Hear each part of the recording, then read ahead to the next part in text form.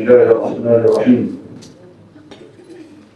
اس مالک خالق جس نے یہ ساری کائنات بنائی، ہمیں پیدا کیا، انسانوں کی ضرورت کے تمام چیزیں مہیا کی، وہی خالق و مالک جس نے ماں کی چھاتی کو دودھ پیدا کیا، وہی خالق و مالک جو زمین سے ساری چیزیں اگاتا ہے، وہی خالق و مالک جو انسان کی ہر ضرورت کی تمام چیزیں سورسز کی شکل میں پیدا کرتا ہے. اس خالق و مالک کے نام سے اس بانڈی پورہ کی کلین سوسائٹی کو مخاطب کرنے کا میں شکر کرتا ہوں اللہ کا، اور اس کے بعد شکر گزار ہوں اتھارٹیز کا جنہوں نے ہم سب کو یہاں جمع ہونے کا موقع دیا. ایشو کیا ہے ہم سب کے سامنے؟ معلومات کسی کی کم ہوں گی، کسی کی زیادہ ہوں گی، لیکن جب ہم اس ایشو کو ایڈریس کریں گے اور اندر جانے کی کوشش کریں گے تو بہت بھیانک صورتحال سامنے آئے گی. ممکن ہے ہماری معلومات کم ہوں، ہماری پولیس کی ہائی اتھارٹیز کے بعد معلومات زیادہ ہوں گی، اس لیے وہ زیادہ بہتر طور پر مسئلے کو سمجھ سکتے ہیں، لیکن جو معلومات ہم تک پہنچتی ہیں وہ بھی کچھ کم حیرت ناک نہیں. میں اسے تفصیلات کو بیان نہیں کرنا چاہتا، اس لیے کہ یہاں ہماری منتخب ترین سوسائٹی ہے اور ہر فرد کا وقت بہت زیادہ قیمتی ہے. آپ مسئلے کو سمجھنے کے لیے میں چند واقعات بیان کرتا ہوں جو جن کا تعلق کے مثال سے ہے. میرے پاس ایک لیڈی آئی جن کے ہسبینڈ جو بہت بڑے عہدے پر تھے اور ان کی کسی ایکسیڈنٹ میں وفات ہو گئی، تو ان کے ہسبینڈ کے مرنے پر ان کو جو G B fund, C B fund اور دوسری رقمیں ملی ہیں، ان کا اکیلا بیٹا اس رقم کو استعمال کرتا رہا یہاں تک کہ وہ لیڈی یہ کہہ رہی تھی اور بیٹا ان کا ساتھ تھا کہ اگر 2 کروڑ روپے اس بچے نے برباد کر دیے ہیں اور اس کی صحت بھی ختم ہو گئی ہے. پھر وہ سامنے آ کر کے کہتی ہے کاش میرا یہ بیٹا نہ ہوتا، میں اکیلی ہوتی تو میری بڑی خوشی کی بات تھی. یہ کہہ کر لیڈی رونے لگی اور بچوں پر کوئی اثر نہیں. میرے پاس ایک صاحب آئے اپنے بیٹے کو لے کر، کہا کہ میں نے بچوں کو پڑھنے کے لیے بھیجا، اس نے 40 لاکھ روپے کا پراؤنچوں کا استعمال کر دیا ہے. آج اس کی صحت بھی ختم ہو گئی ہے، اس کی کڈنی فیل ہو گئی ہیں، اس کا لیور ڈیمیج ہے اور اس کے طرح طرح کی پرابلمز ہیں.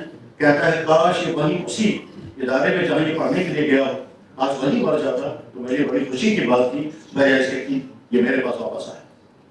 میرے پاس ایک خاتون آئی، وہ خاتون آ کر مجھ سے کہتی ہیں اگر کوئی گنجائش ہو تو مجھے اجازت دے دو، میں اپنے بیٹے کو صحت دوں گی. اس لیے کہ ہمارا بیٹا میرے باپ کو شوہر کو بھی مارتا ہے، مجھے بھی مارتا ہے، اپنی 2 چھوٹی بہنوں کو مارتا ہے، اس وجہ سے کہ ہم اس کو پیسہ نہیں دیتے.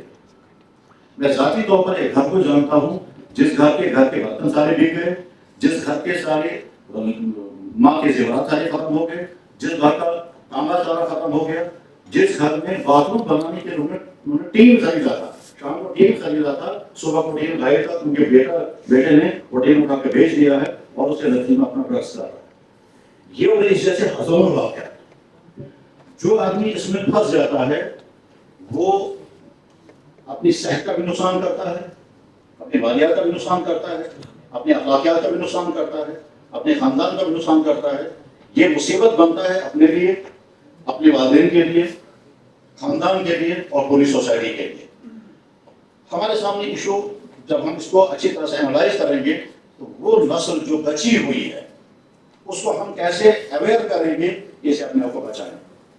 وہ جو اس میں چلے گئے ہیں اور ابھی واپس آ سکتے ہیں ان پر ہم کیسے محنت کریں گے تاکہ وہ بچ سکیں، اور وہ جو بہت ڈوب چکے ہیں، اندر تک جا چکے ہیں، ان پر ہم کو کیسے محنت کرنی ہوگی، ان کے لیے کیسے سینٹر قائم کیے جائیں گے، ان سینٹروں پر کیسے ان کو مذہبی طور پر، اخلاقی طور پر، میڈیکلی کیسے ان کا ذہن بدلا جائے گا، تب یہ کام ہو سکے گا.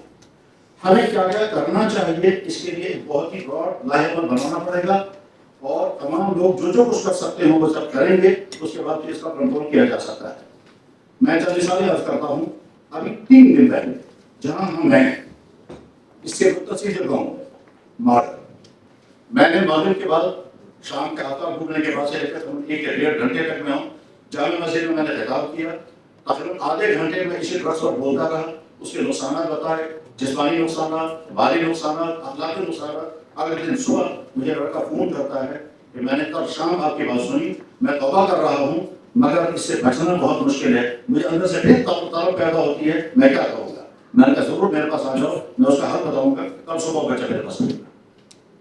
मैं इससे पहले गाँव में गया, जिस तरह मैं लावे हो रहा, मैंने मगरिब से लेकर के इशा तक वहाँ गुफ्तगू की और ड्रग्स के तमाम नुकसान बताए। उसके बाद फिर मैं जब वापस निकला हूँ तो रात के 10 बजे मुझे लड़का फोन करता है, कह कि मैंने इरादा कर लिया कि मैं अपने आप को बचाऊंगा और मैं अपनी टीम भी साथ लाऊंगा, जो टीम हम इस पर फंसी हुई है, मगर उसके लिए शर्त हमें चाहिए कि किसी को बताना चाहिए हम कौन हो गए, क्योंकि उसकी वजह से हमारी बदनामी भी हो जाएगी। ये उद्देश्य अभी पिछले हफ्ते श्रीनगर में हमारी मीटिंग हुई, जहाँ कोई डॉक्टर हजरात थे, सिविल सोसाइटी के लोग थे, वहाँ एक पंफलेट तैयार किया गया जो अगले जुमे से तकरीबन 10,000 की तादाद में पूरे कश्मीर में तकसीम होगा इमामों के पास, और वो इमाम हर जुमे को उसको सुनाया करेंगे। वो पंफलेट तैयार हो चुका है। हजरात, ये इंसानियत को बचाने का काम है।